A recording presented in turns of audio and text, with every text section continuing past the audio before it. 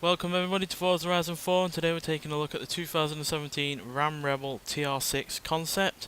So yeah, this is a 4x4 truck designed and produced for the 2016 State Fair as an engineering, design and consumer interest study, and is based on the Ram Rebel 1500 truck, but this has many differences really: bigger tyres, wider track, more off-road capability, all that kind of thing.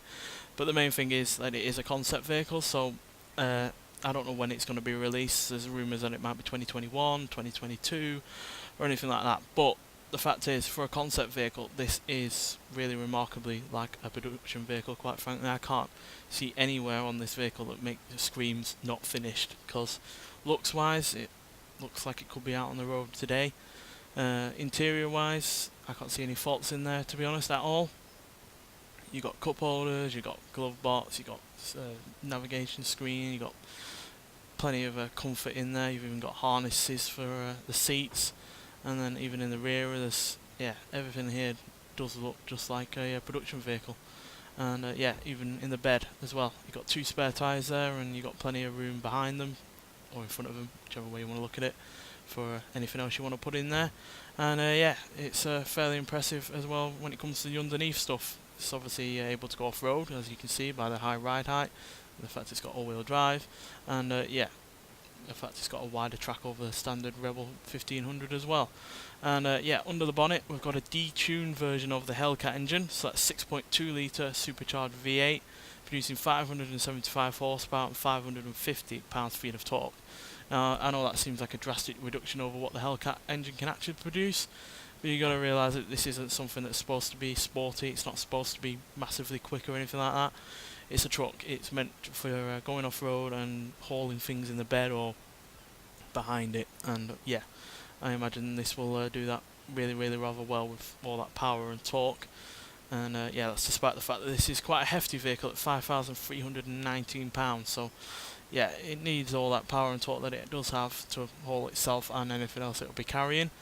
There are again rumours that it will have the fully fledged Hellcat engine in it, which might be good, but this still has more than enough power to deal with what it's got in terms of weight and what it will be carrying, because its acceleration is really rather good, especially for something, like I said, isn't supposed to be sporty, isn't supposed to be quick in a straight line or quick round corners, but despite that it's still fairly decent. So yeah, I like the look of this car quite a lot, to be honest.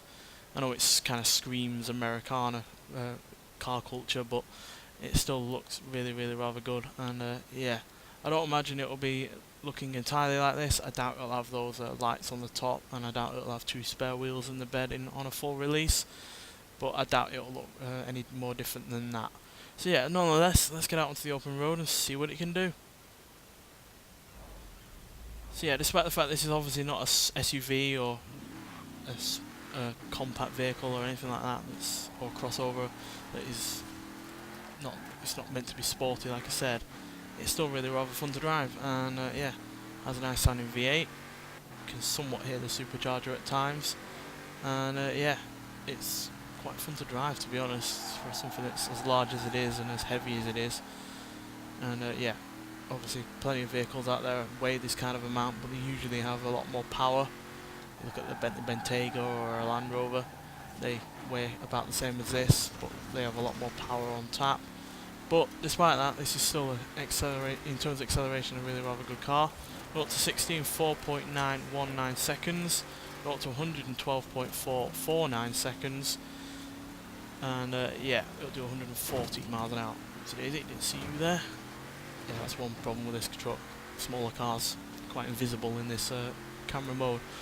But yeah, nonetheless, still a fun vehicle to drive, on-road or off-road, and yeah, it's surprisingly quick for something that's this heavy and this off-road orientated. So yeah, I'm glad they've put this in the game, and I do hope they make a production version of it, to be honest, because I imagine it would sell incredibly well, especially in America, where the kind of you know, fall over head over heels for this kind of thing. And it might well even make up for those people that didn't quite like the latest F-150 Raptor, which obviously didn't have a V8, it was turbocharged, and yeah, it didn't have quite as much power as this. So yeah, I'm fairly impressed by it, to be honest. And yeah, like I said, really glad they put it on the game, especially including it in the Fortune Island expansion pass, because yeah, that island does have quite some rough stuff, and yeah, this vehicle's more than capable of dealing with it, as you can see.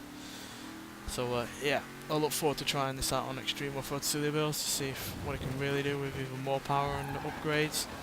But as it is, it's still a really good vehicle, and yeah, I hope we get more big trucks like this, especially ones that look as good as this and quite as, and also have the kind of presence as that this does, because yeah, you're hardly likely to miss this kind of thing going down the road, that's for sure.